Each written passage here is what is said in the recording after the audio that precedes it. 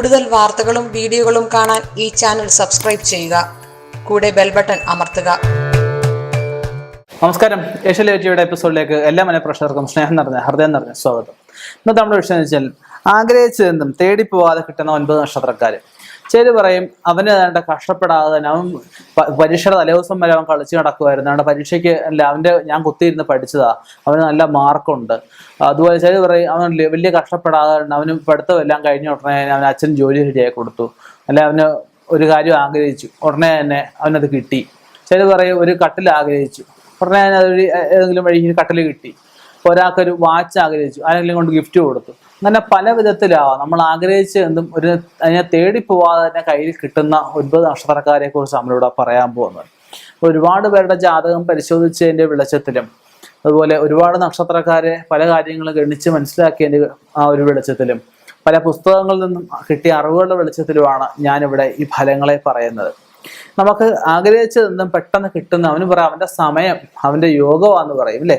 ആഗ്രഹിച്ചതെന്നും കൃത്യസമയത്ത് കിട്ടുന്ന ധാരാളം യോഗങ്ങളുണ്ട്. സമ്പത്ത് ഉണ്ടാകുന്ന യോഗങ്ങൾ ബന്ധപ്പെടുവാണെങ്കിൽ മാളവ്യ യോഗമൊക്കെ ഉണ്ട്. മാളവ്യ സമയത്ത് സമ്പത്തുകൾ ധാരാളം വർദ്ധിച്ചു വരാം. രാജയോഗ സമയത്ത് എല്ലാ കാര്യങ്ങളും രാജയോഗത്തിൽ കിട്ടാനുള്ള യോഗമുണ്ട്.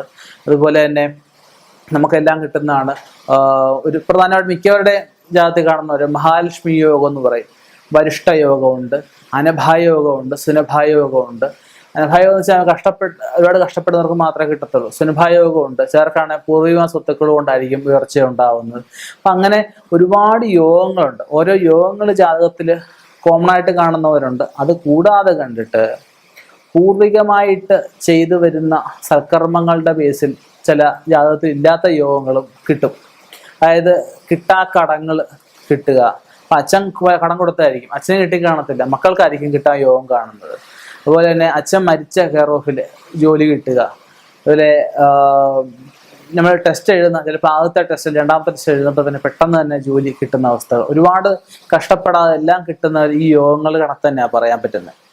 അപ്പം ആ യോഗങ്ങൾ ജാതകം പരിശോധിച്ചെങ്കിലേ കൂടുതലായിട്ട് യോഗങ്ങളെ പറ്റിയൊക്കെ പറയാൻ പറ്റും. എന്തായാലും ഞാനിവിടെ 9 നക്ഷത്രക്കാരെ കുറിച്ച് പറയുന്നുണ്ട്.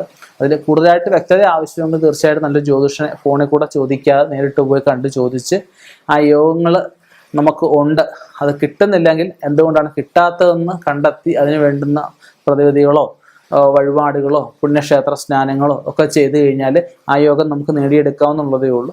എന്തായാലും നക്ഷത്രങ്ങളിലേക്ക് നമുക്കൊന്ന് കടക്കാം. ഇവർക്ക് മാത്രമല്ല മറ്റുള്ളവർക്കും ഉണ്ടാവും. അവർക്ക് കിട്ടാൻ വേണ്ടുന്ന കാര്യങ്ങൾ പറഞ്ഞാൽ നോക്കി ചെയ്യുക.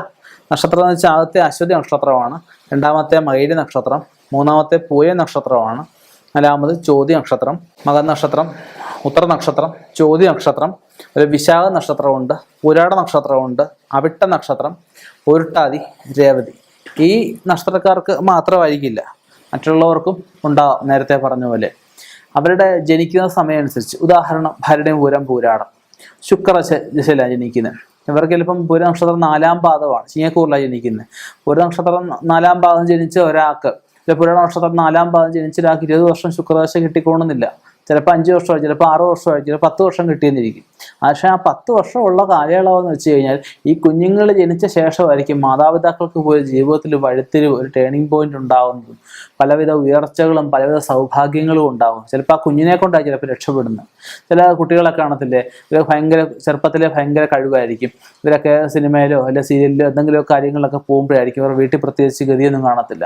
അവർക്ക് നല്ല ഒരു എഴുന്നേറ്റം ആ കുട്ടിയെ കൊണ്ടുണ്ടാകുന്നത്. അപ്പം അങ്ങനെ ആ നക്ഷത്രക്കാർ ഇപ്പം ഈ 9 പേർക്ക് മാത്രമേ ഉള്ളൂ, ബാക്കിയുള്ളവർക്ക് ഇല്ല എന്ന് പറഞ്ഞ് വിഷമിച്ചിരിക്കേണ്ട ആവശ്യമൊന്നുമില്ല. മറ്റുള്ളവർക്ക് ഉണ്ടാക്കിയെടുക്കാവുന്നുള്ളതേ ഉള്ളൂ. വഴിപാടുകളും പ്രാർത്ഥനകളും ഈശ്വര വിചാരം കൊണ്ട് എന്ത് കാര്യമായാലും നേടിയെടുക്കാവുന്നുള്ളതേ ഉള്ളൂ.